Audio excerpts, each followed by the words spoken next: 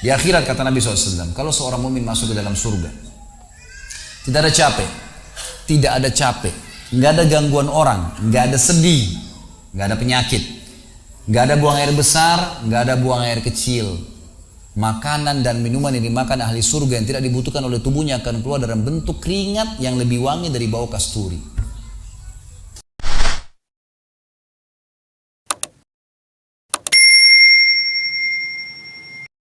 Kita 5 menit saja ke depan berpikir merenungi apa yang saya sampaikan. Teman-teman sekalian, kita ini sebagai orang beriman tahu dunia ini akan dilaluin. Kita tidak akan berlama-lama di sini. Jangan sampai dunia ini menjadi target utama. Berantem gara-gara tanah, berebutan karena warisan, berebutan karena jabatan, kadang-kadang berebutan hanya karena masalah pasangan hidup. Untuk apa? Untuk apa teman-teman sekalian? Dunia ini mungkin di mata antum kelihatan besar kalau dekat.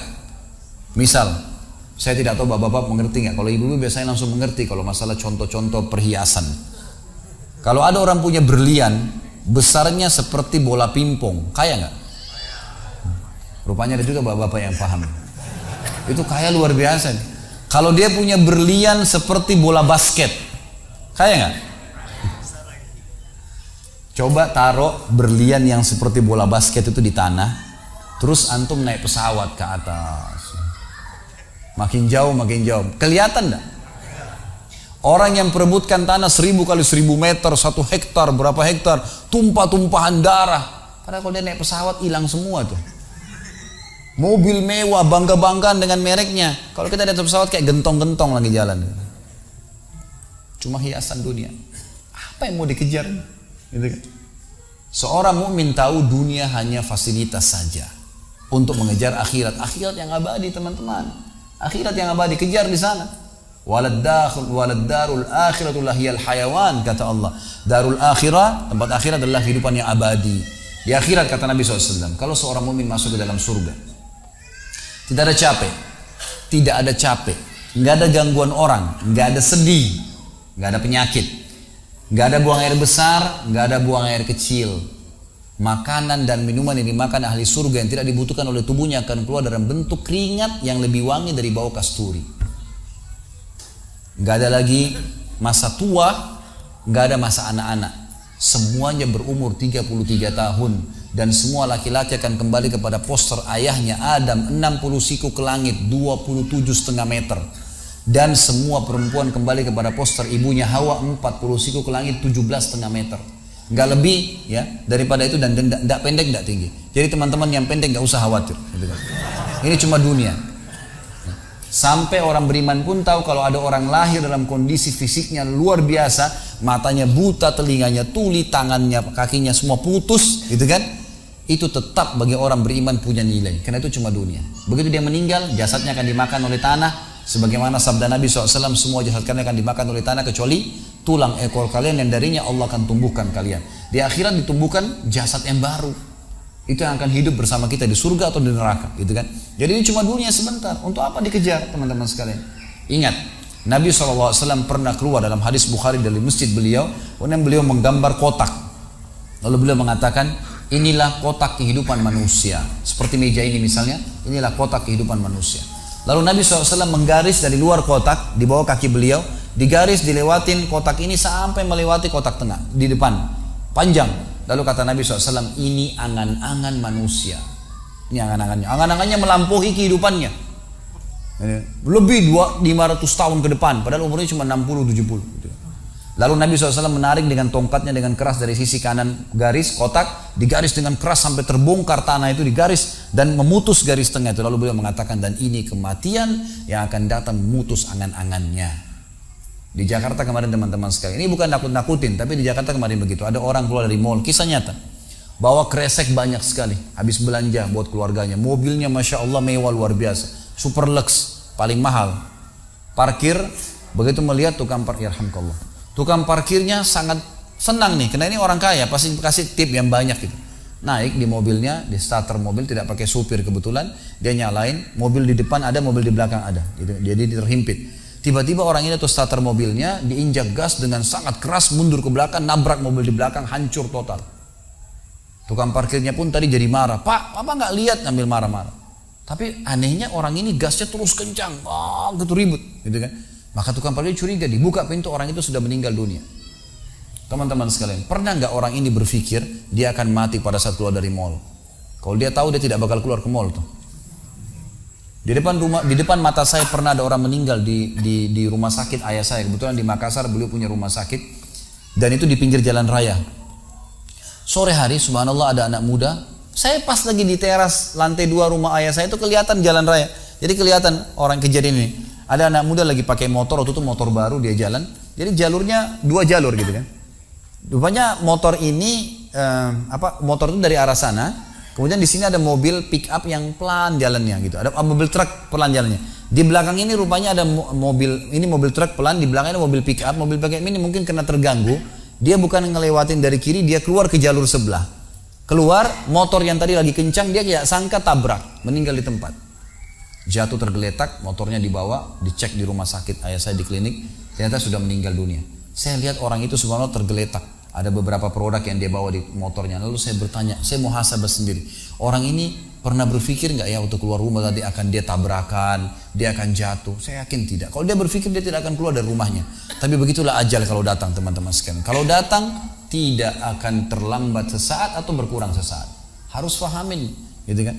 Jadi jangan sampai kita berlebihan. Saya tanya teman-teman, Anda jujur jawab. Kalau seandainya Anda ke dokter, lalu kemudian dokter mengatakan, maaf Pak, Bu, umurnya tinggal 2 minggu menurut ilmu medis.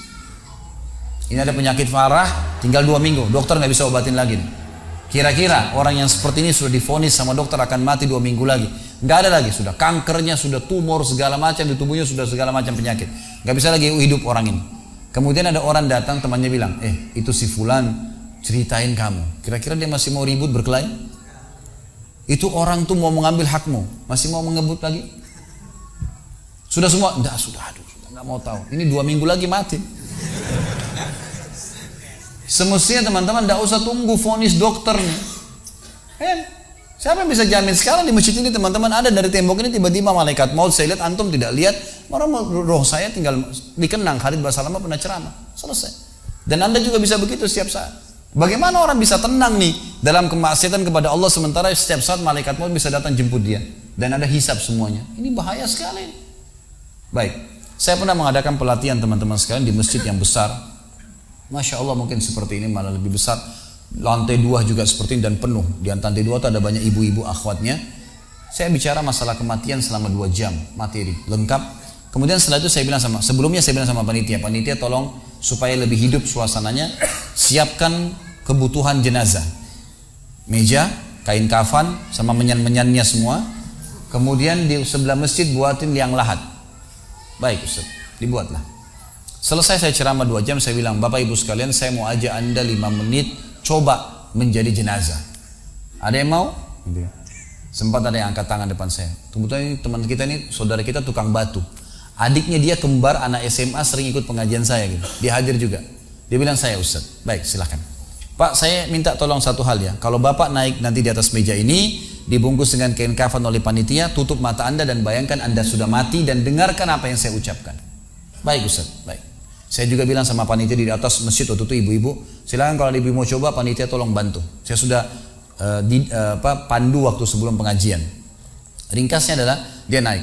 Subhanallah, begitu dia naik, Bapak Ibu sekalian, orang ini naik di atas meja, begitu tutup matanya dan ditempelin kain kafan di pipinya. Ini kain kafan asli kita beli. Ditempel di pipinya, langsung dia nangis dia, terisak-isak. Lalu kemudian panitia taruh tangannya di dadanya, harus dibungkus gitu kan. Lalu saya bilang, Pak, coba renungin sekarang Anda sudah mati dan hiruk-pikuk di masjid ini ada orang nangis. Kebetulan adiknya dia yang kembar ini murid saya duduk di sebelah kiri kanannya dan membayangkan benar kakaknya meninggal. Mereka betul-betul menangis gitu. Ada jemaah-jemaah juga yang lain pada nangis. Hanya saya bilang hiruk-pikuk masjid ini yang sedang menangis, ada yang sedang ngobrol, ini anggap di rumah Anda pada saat Anda meninggal dunia. Dan Anda tidak bisa protes. Gak bisa bilang saya tidak mau, jangan ribut, gak bisa lagi. Udah. Panitia pun menaruh tangan kanan di atas tangan kiri, kita nggak bisa protes taruh di dada. Dibungkus dengan kain kafan pun nggak bisa. Baik, Pak, bayangkan semua peluang amal saleh yang semestinya Anda bisa kerjakan, sholat malam, sedekah bakti dengan orang tua, baca Quran, sholat berjamaah, yang Anda sia-siakan dan Anda menyesal kenapa tidak kerjakan sekarang. Dan bayangkan semua peluang dosa yang Anda tidak sia-siakan. kesempatan zina, berzina, kesempatan dusta, kesempatan riba, semua dikerjakan. Dan Anda tidak sempat taubat dan Allah akan hukum Anda sekarang. Itu Bapak Ibu sekalian, saya tidak karang-karang, dia sampai nangis Bapak ini. Terus dia nangis. Lalu saya bilang, tolong panitia datangkan geranda jenazah. Didatangkan. Baik Pak, sebentar lagi kami akan angkat badan Anda di geranda ini dan kami akan bawa Anda ke liang lahat sebelah masjid. Gitu kan. Diangkatlah dia. Saya bilang, Pak, renungin, resapi tubuh Anda kesentuh dengan geranda ini. Gitu kan. Ditutuplah lalu dipikul. Lalu saya pandu pakai mic, saya bilang, Pak, inilah detik-detik terakhir Anda bersama kami. Terus sesalin perbuatan-perbuatan dosa yang Anda pernah lakukan, peluang-peluang ibadah yang Anda sia-siakan. Sampai tiba di luar masjid, saya turun ke liang lahat, saya buatin sendiri tanah, kemudian saya buatin kuburan, lalu diturunkan dia. Setelah diturunkan, saya suruh tutup matanya, kemudian ditutup dengan kain. Saya keluar, lalu saya pakai mic, saya bilang, Pak, buka matanya. Inilah rumah Anda sekarang. Walaupun rumah Anda 1000 kali 1000 meter di dunia, kembali ke 1 kali 2 meter. Ini tempat Anda sekarang. Dan sebentar lagi malaikat akan datang menanyakan kepada Anda pertanyaan-pertanyaan yang Anda sudah tahu. Selesai. Berapa mungkin sekitar hitungan detik. Ini semua proses kurang dari 5 menit teman-teman sekalian. Lalu saya bilang, buka. Dibuka kain tersebut. Lalu saya bilang, teman panitia bantu. Bapak ini keluar dia. Waktu dia keluar dari kuburan liang lahat itu teman-teman, sempoyongan. Kayak orang yang sudah pusing gitu. Keluar. Kemudian saya bawa ke masjid. Saya pegang tangannya masuk ke masjid. Duduk. Lalu saya kasih mic. Pak, tolong ceritakan pengalamannya kepada jemaah jadi jenazah 5 menit. Itu dia pegang mic, gemetaran. Ustaz, saya tobat. Saya durhaka sama orang tua. Saya nggak sholat. Saya begini. Ini dia lupain, ada ribuan jemaah depannya nih. Dia nangis-nangis. Sebutin semua kesalahannya. Semua pada banyak ikut nangis. Dia kayak orang ketakutan betul. Gitu kan. Baik, selesai. Saya panggil siapa lagi yang mau coba? 2, 3, 4 orang. Rata-rata semua begitu keadaannya. Gitu kan. Alhamdulillah mereka sadar seketika pada saat itu. Lalu kemudian saya bilang, penutupan, ada bahkan ibu-ibu yang coba di atas pingsan, ibu itu. Kita bukan nakut-nakutin, tapi memang saya praktekin. Lalu saya bilang begini, Bapak Ibu sekalian, sebagai penutup acara saya bilang pada saat itu, bahwasanya ini hanya praktek jadi jenazah. Tapi ini ya akan datang satu waktu Anda dibungkus kain kafan tidak bisa kembali lagi. Sekarang masih bisa kembali beramal soleh. Dan ini pernah diperingatkan oleh Hasan Basri rahimahullah. Beliau pernah ngantar jenazah diikuti oleh seseorang. Lalu Hasan Basri tanya, wahai fulan, kalau seandainya jenazah ini tiba-tiba hidup sekarang, apa yang dia kerjakan? Kata orang ini, tentu dia akan sholat, dia akan puasa, dia akan ngaji, dia akan kerjakan ibadah-ibadah. Kata Hasan Basri, kenapa? Dia bilang karena dia sudah mati, dia tahu nilainya ibadah itu. Kata Hasan Basri, yang kau ucapkan benar, tapi di depan matamu ini tidak bisa hidup lagi. Kamu sekarang masih hidup, kerjakan seperti dia kalau dia hidup. Jangan tunggu itu, gitu kan? Ingat teman-teman, pujian teman, ancaman teman, atau orang sekitar kita, hanya sepanjang lidahnya. Kamu hebat ya, kamu kaya ya, kamu gagah ya, kamu cantik ya, sepanjang lidahnya demi Allah. Mau apa itu? Apa yang mau direbut?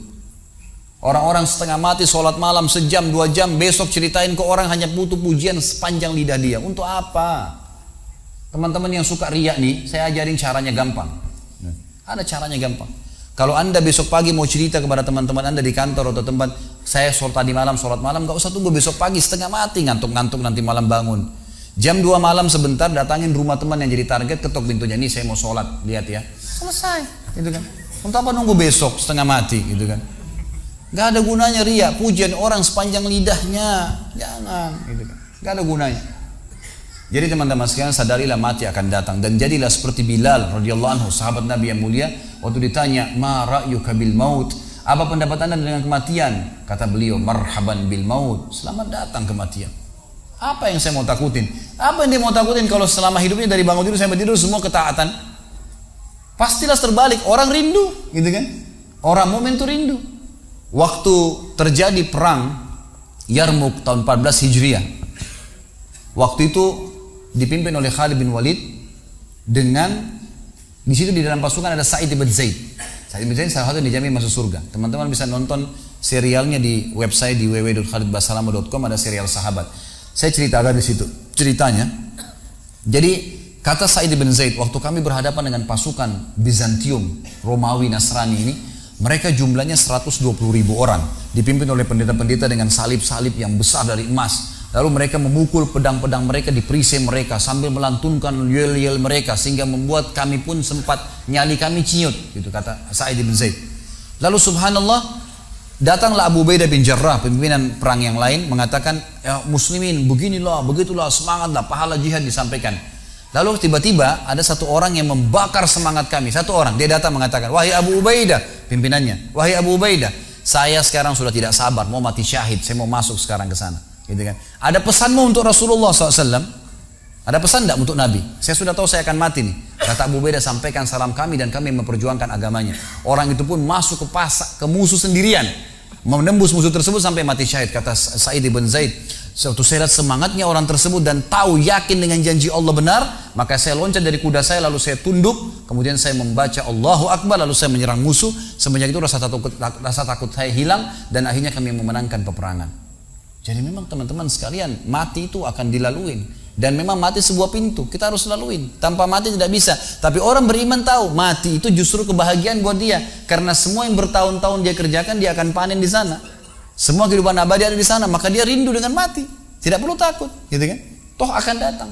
Jadi harusnya difahami masalah-masalah seperti ini. Baik teman-teman sekalian, kita tutup dengan sebuah kisah yang kita rangkumkan insya Allah tentang masalah orang kalau bertakwa kepada Allah.